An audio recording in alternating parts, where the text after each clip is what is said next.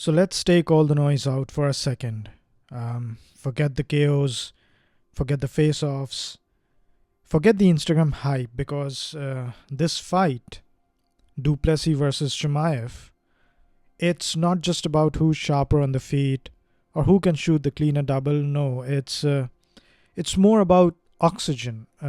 That's the quiet killer here. Because see, no coach can yell it back into you, right? No corner advice can put air back in your lungs. Once that tank's gone, the legs they do get heavy. The arms feel like you're punching through mud, and the fight changes completely. So we are going to see two storms colliding on August 16th, but I feel obviously it's these are two totally different storms.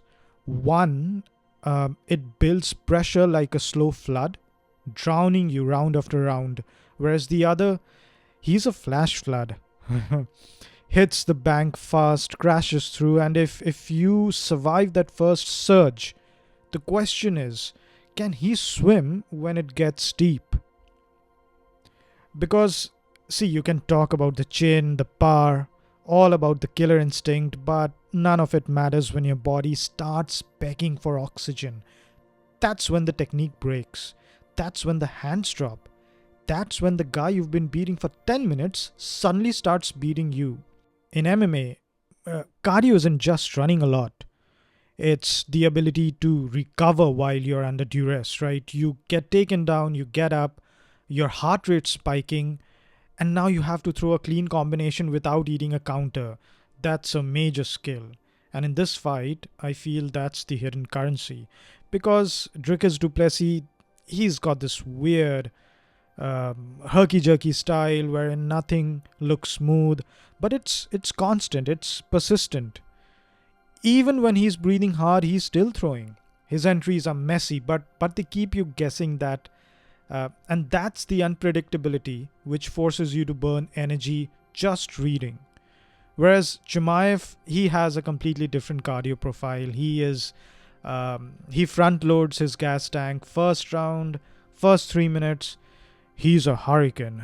He chains takedowns, he drags you into scrambles, and he's not just controlling you, he's making you carry his weight. That's the oxygen tax. You don't just lose air because you're moving, you lose it because you're fighting gravity with him on top. Look at Dricus's last few fights, right? Against Whittaker, against Strickland. He's not winning those fights because he's perfectly technical. No, he's winning because his opponent's technique, they start to dip before his does. He's got this ugly efficiency, throws from weird angles, punches when he should be resetting, kicks when you're expecting a punch, and it doesn't give you a clean read.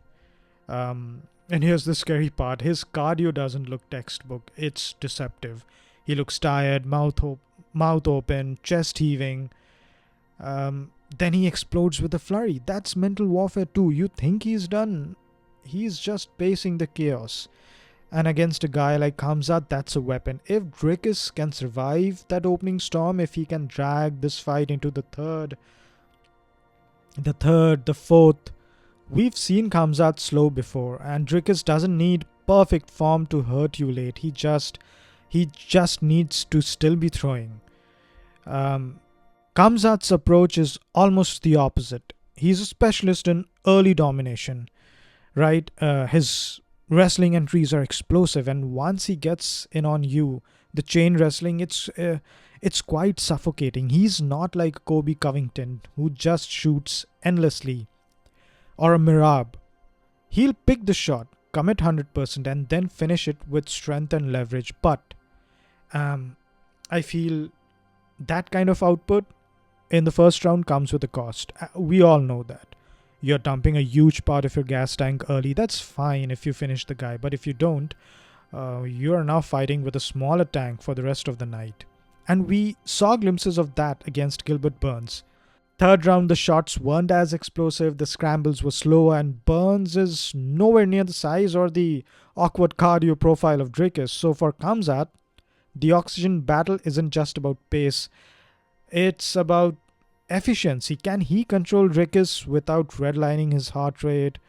Can he pick his moments without getting sucked into the brawl? Because this fight, the most important minutes aren't in the first round. They're in the moments when, where one guy is still fresh enough to keep the pace and the others starting to fade. So if Khamzat can put Dricus on the mat, ride him, force him to stand up repeatedly and still have pop in the second, that's nightmare for Dricus. But if Dricus can survive those 2 rounds, keep throwing, keep forcing Khamzat to reset, you can see the storm slow.